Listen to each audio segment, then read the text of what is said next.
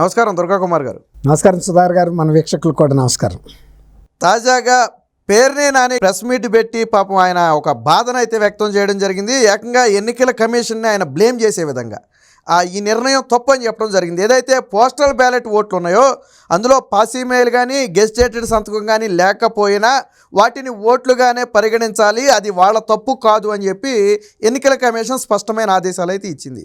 అదే ఎలా ఇస్తారు, మీరు ఎలా ఇస్తారు, లేకపోతే వాటిని ఖచ్చితంగా తీసి పక్కన పెట్టాలా అని చెప్పి పేర్ని నాని గారు గట్టిగా బలంగా వాదిస్తున్నారు. వాస్తవానికి దొంగ ఓటు అయితే తీసి పక్కన పెట్టాలి, అందులో తప్పు లేదు. అందులో ఫెసిలిటీ సెంటర్లో వీళ్ళ ఎలక్షన్ కమిషన్ ఏర్పాటు చేసింది. సో ఇప్పుడు ఎలక్షన్ కమిషన్ తీసుకున్న నిర్ణయాన్ని నేను తప్పు పడుతున్నాడు అంటే ఏంటి, దీని అర్థం ఏంటి అసలు? ఇది ఒక ముందు నుంచి ఒక ముందస్తు ప్రణాళికతో ఉన్నారు సుధాకర్ గారు. ఎన్నికల్ని ప్రహసనంగా మార్చాలి, దీంట్లో దౌర్జన్యం హింసాకాండ రేపాలి. ఆ హింస చూసిన తర్వాత ప్రతిపక్షాలకు చెందిన ఎవరు కూడా మా ఓటింగ్ కేంద్రానికి రావడానికి భయపడాలి. ఈ విధంగా ఒక స్కీమ్ తయారు చేశారు. అందుకు తగ్గ పోలీస్ ఆఫీసర్లను నియమించుకున్నారు. పోలింగ్ బూతుల్లో కానిస్టేబుల్స్ దగ్గర నుంచి, ఆర్ఓల దగ్గర నుంచి, ప్రిసైడింగ్ ఆఫీసర్స్ దగ్గర నుంచి కూడా వాళ్ళకి అనుకూలమైనటువంటి వాతావరణం సృష్టించుకుని ఏవైనా కూడా అవకతవకలు కూడా చేసి వ్యవస్థని తప్పుపట్టించి సాంకేతికంగా కొన్ని అభ్యంతరాలు లేవనెత్తే పరిస్థితి కూడా చేయాలనే ఒక కుట్రకోణం మొదటి నుంచి పెట్టుకున్నారు. అయితే ఈ పరిస్థితిని కేంద్ర ఎన్నికల సంఘం కూడా గుర్తించింది. ఎందుకు గుర్తించిందంటే అసలు గుర్తించడానికి కూడా కారణం ఆంధ్రప్రదేశ్ ప్రభుత్వమే. ఆంధ్రప్రదేశ్ ప్రభుత్వం టీచర్లు కనుక ఈ ఎన్నికల నిర్వహణ సిబ్బందిగా వస్తే వీళ్ళు మన మీద వ్యతిరేకతతో ఉన్నారు. గత ఎన్నికల్లో ఒక్కొక్కటి 200 దొంగ ఓట్లు వేశారు, 2 చేతులతో గుద్దామని వాళ్ళు చెప్పారు, వీళ్ళకి తెలిసింది.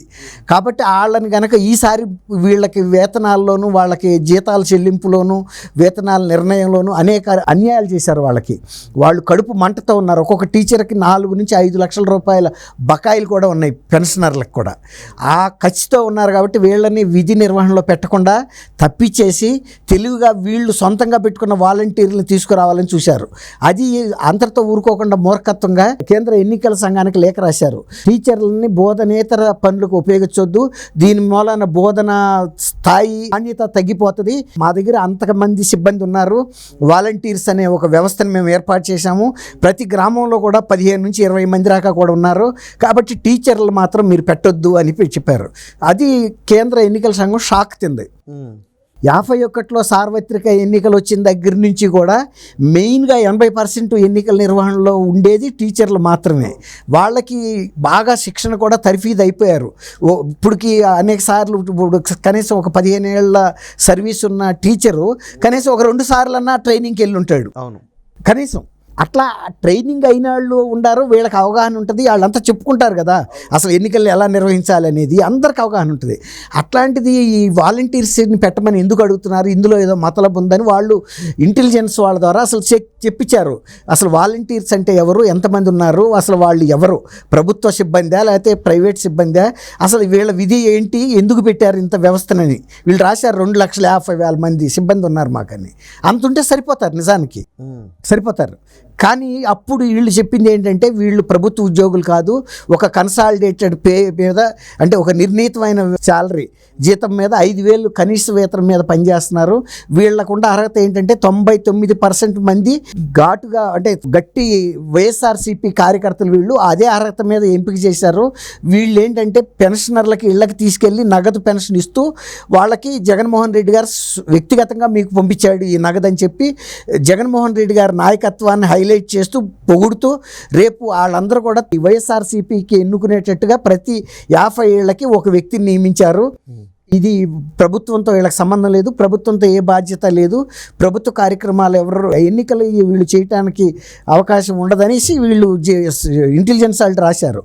వీళ్ళు ఎప్పుడైతే వైఎస్ఆర్సీపీ కార్యకర్తలు 5,000తో పనిచేస్తున్నారో, ఏ ప్రభుత్వ శాఖకి బద్దులై ఉండరు, కేవలం జగన్మోహన్ రెడ్డికి వ్యక్తిగత సిబ్బంది అని వీళ్ళు అని అయిన తర్వాత వాళ్ళు ఎట్టా ఇస్తారు. అప్పుడు మీకు గమనించారో లేదో, ఫస్ట్ ఎలక్షన్ నోటిఫికేషన్ ఇస్తున్నప్పుడు ఫస్ట్ ఒక కండిషన్ పెట్టారు కింద, అది ఆంధ్రప్రదేశ్ని దృష్టిలో పెట్టుకుని వాలంటీర్లని ఎటువంటి ఎన్నికల నిర్వహణలోనూ ఉపయోగించకూడదు అని కూడా పెట్టారు ఫస్ట్.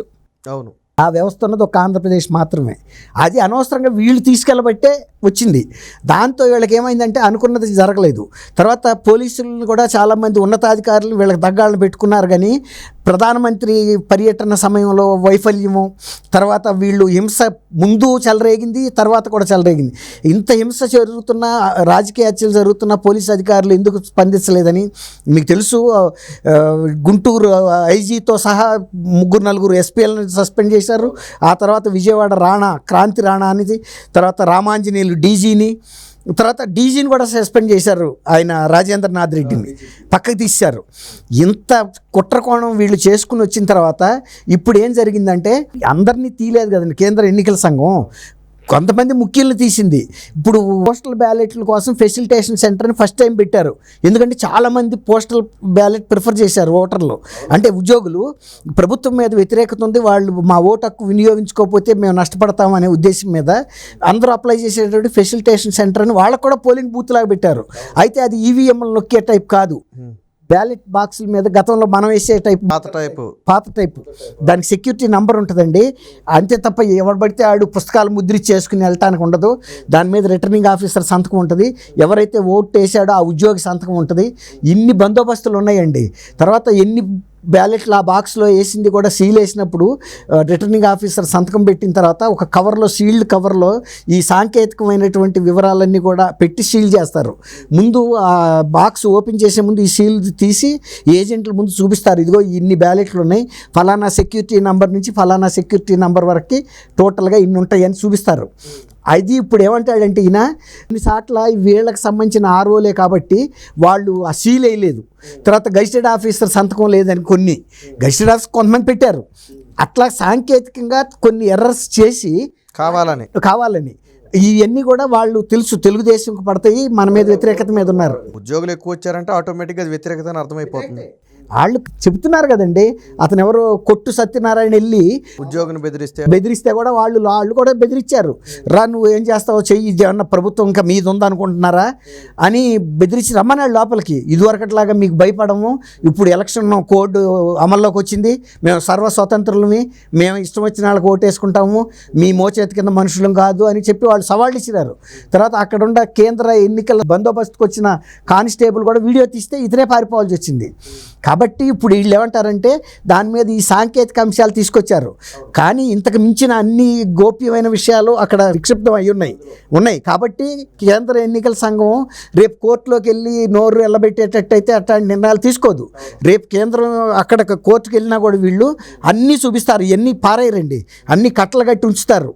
అది అతని ఉద్యోగి సంతకం ఉందా లేదా, రిటర్నింగ్ ఆఫీసర్ది ఉందా, ఫలానా సీరియల్ నెంబర్ నుంచి ఫలానా సీరియల్ నెంబర్ అన్నీ చూపిస్తారు, అన్ని రికార్డెడ్గా.